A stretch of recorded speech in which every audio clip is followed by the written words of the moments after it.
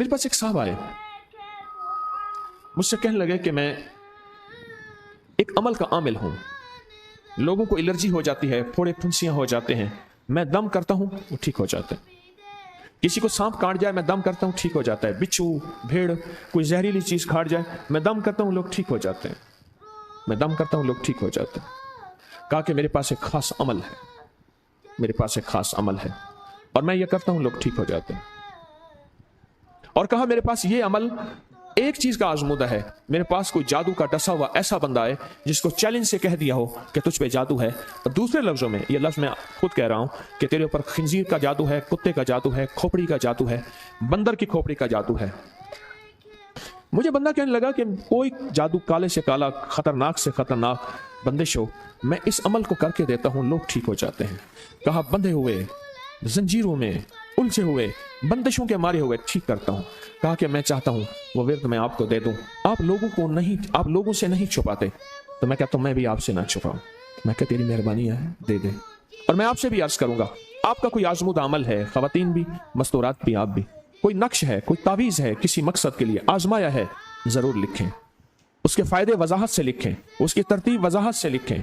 कोई टोटका आजमाया है, जरूर लिखें, इंसानियत को नफा होता है। तो मैंने कहा बता दे मुझे। मुझसे कहने लगा कि मैंने दरूद इब्राहिमी का चिल्ला किया हुआ है, मैंने दरूद इब्राहिमी का चिल्ला किया हुआ है। मैं इन सब मकासद के लिए दरूद इब्राहिमी पढ़ता हूं, और मैं दरूद इब्राहिमी पढ़ता हूं और पढ़ के किसी को दम कर देता हूं, किसी पे थुतकार देता हूं, किसी पे क्या करता हूं, बस मेरे पास दरूद इब्राहिमी है और मैं दरूद इब्राहिमी से सारे काम लेता हूं। कहा कि यहां तक कि मैं सफर में जाता हूं और मेरी चाहत होती है कि मैं ये खाने को मुझे मिले, ये पीने को मिले, मुझे इस तरह की रिहाइश मिले, इस तरह। कहा दरूद इब्राहिमी पढ़ता हूं, मुझे यकीन है, और वैसे हो जाता है। सोचें, जिस दरूद इब्राहिमी को नमाज में मेरे कमली वाले ने उसका इंतखाब किया है, वो कुछ चीज आखिर होगी ना। सोचें तो सही, आखिर वो कोई चीज है सही, ऐसे तो नहीं है, वो चीज है ऐसे तो नहीं है। कहा कि मेरे पास दरूद इब्राहिमी है, मेरे पास दरूद इब्राहिमी, और मैं लोगों का इससे इलाज करता हूं और लोग ठीक होते हैं, उनके मसले हल होते हैं, उनकी बंदिशें जादू टूट जाते हैं। तो मैं तो चाहता हूं कि आज हम ये दरूद इब्राहिमी का अमल करें, इंशाल्लाह ये तासीर भी मिल जाएगी, और साथ जो बरकत की चाहत है कि अल्लाह कभी मुझसे बरकत ना छीनना।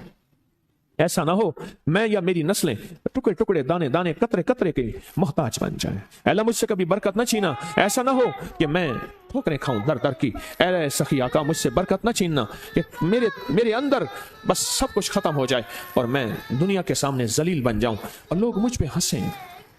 अल्लाह मुझसे बरकत ना छीनना और मेरी नस्लों से बरकत ना छीनना। बरकत सेहत में, बरकत नजर में, बरकत याददाश्त में, बरकत आज़ा में, बरकत जिगर में, बरकत गुर्दों में, बरकत दिल में, बरकत खून में, बरकत तिल्ली में, बरकत मेदे में, बरकत आज़ा में, बरकत सहन पट्टों में, जिस्म के हर हिस्से में बरकत, रूह में बरकत, दिल में बरकत, फिर माल में बरकत, जान में बरकत, औलाद में बरकत, सेहत में बरकत, इज्जत में बरकत, खुद बरकत में बरकत। ये बरकत मुझसे ना छिने और मुझसे ना छिने और मेरी नस्लों से ना छिने, और अल्लाह पाक हलाल तैयब ताहिर ये बरकत मुझे और मेरी नस्लों को देता रहे। आप ये चाहते हैं? मैं एक सफर से वापस आया एयरपोर्ट से, मुझे बंदे ने उठाया। यहाँ लाहौर में एक जगह टाउनशिप है, एक सोसाइटी है, वहां एक घर में ले गए।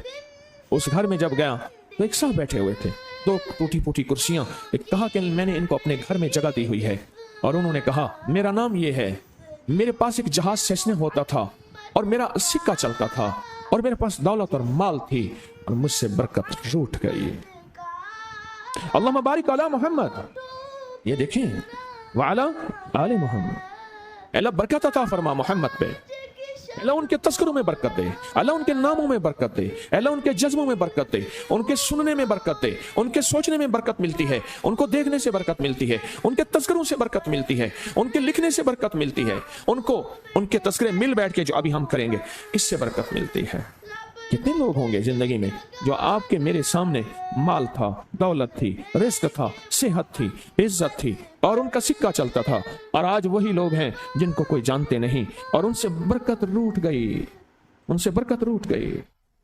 इमाम मोहम्मद बाकिर फरमाते हैं, जब मेरे वालिद का विसाल हुआ, इनका वालिद का विसाल हुआ था मुहर्रम के दूसरे अशरे में, सन 94 हिजरी और मुहर्रम के दूसरे अशरे में विसाल हुआ था।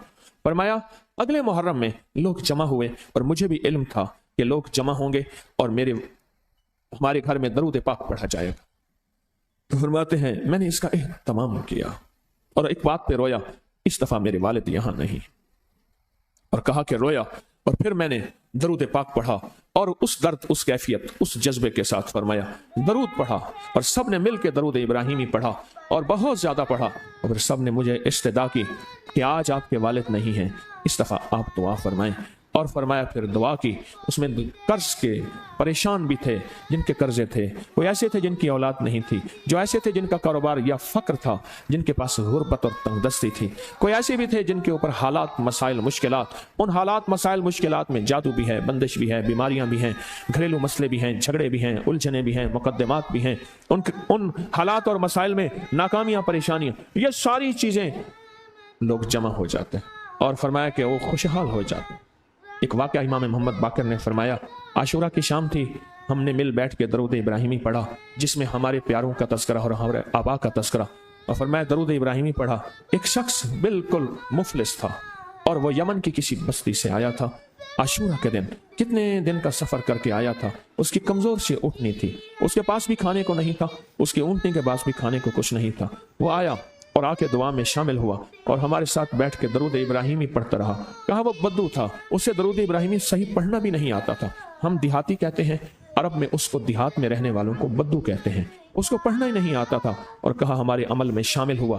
آئندہ سال جب آیا تو اس کے ساتھ 7 اونٹ تھے اور ہر اونٹ کے اوپر خوشحالی کے اثرات تھے اور وہ خود خوشحال تھا. اس کے بیٹے ساتھ تھے اور ہمارے لیے بہت توشے لایا اور ہدیے لایا اور کہنے لگا کہ میں نے یہاں سے جانے کے بعد وہاں اونٹوں کا کام کیا، اونٹ ایک لیا، اس کو بیچا، بس اس میں برکت کے خزانے مجھے یہ ملے اور آج میرے پاس خوشحالی ہے. اللہم بارک علی محمد. ہاں، یہ اس کا ترجمہ ہے. وعلی آل محمد. جو برکت ملی تھی محمد آل محمد کو، اس میں سے آج ہم نے حصہ لینا ہے.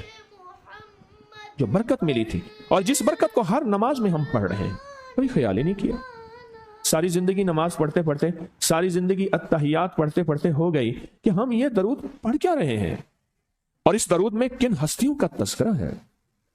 خیال ہی نہیں کیا، آج تک خیال ہی نہیں کیا. برکت اپنے غیب کے خزانے سے ملتی ہے. برکت غیب کے خزانے سے ملتی. اور ایک کثرت ہے، ایک برکت ہے. کثرت بھی بتا دو، کثرت بھی بتا دو. کتی کتنے بچے دیتی ہے؟ سورنی کتنے بچے دیتی ہے؟ سورنی بڑے بچے دیتی ہے، خنزیر بہت بچے دیتا ہے. ہم مری جا رہے تھے روحانی منزل میں، مری تو ایک جگہ نا کھلی جگہ پہ، وہاں پہاڑوں میں سور ہیں، تو وہاں چھوٹے چھوٹے بچے تھے. بہت بچے دیتی ہے پر ختم ہو جاتے ہیں.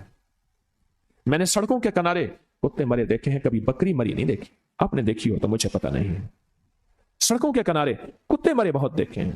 میں نے کتوں کے چھوٹے چھوٹے بچے گنے ہیں، 11 تک میں نے گنے ہیں. آپ میں سے کہیں کوئی تجربہ ہو، کوئی اس سے زیادہ بھی گنے ہیں؟ میں نے تو اس سے زیادہ نہیں دیکھے. 8 9 7 بچے ہوتے ہیں. ٹھیک، کوئی ایک بچہ، اگر یہ 11 زندہ رہ جاتے تو آج تو میرے خیال میں سڑکوں پہ جگہ نہ ہوتی، کتے ہی کتے ہوتے. کیوں؟ اللہ نے حلال میں، بکری میں برکت رکھی ہے. کتا حرام ہے، اللہ نے اس میں کثرت رکھی ہے. کثرت رکھی ہے یعنی وہ زیادہ ہیں، برکت نہیں رکھی. برکت نہیں رکھی. قدرت کا نظام دیکھیں کہ اللہ نے سپنی جو ہوتی ہے، سانپ کی مادہ، سپنی میں اولاد کی محبت نہیں رکھی. جو بچہ پیدا ہوتا ہے اس کو خود کھا جاتی ہے. جو بچہ پیدا ہوتا ہے اس کو خود کھا جاتی ہے. اور جو ادھر ادھر بھاگ کے نکل جاتا ہے وہ سانپ بن جاتا ہے. اگر وہ خود نہ کھاتی تو یہاں تو چونٹیوں کی طرح سانپ ہوتے. دل میں محبت اللہ نے رکھی ہے. سانپ کی سپنی کے اندر سے محبت نکال دے، اللہ ہی دلوں میں محبت ڈالتا ہے. اور محبت ڈال دے ماں کے دل میں، حالانکہ وہ بھی ماں ہے، پر اس کے دل میں اللہ نے اولاد کی محبت نہیں ڈالی.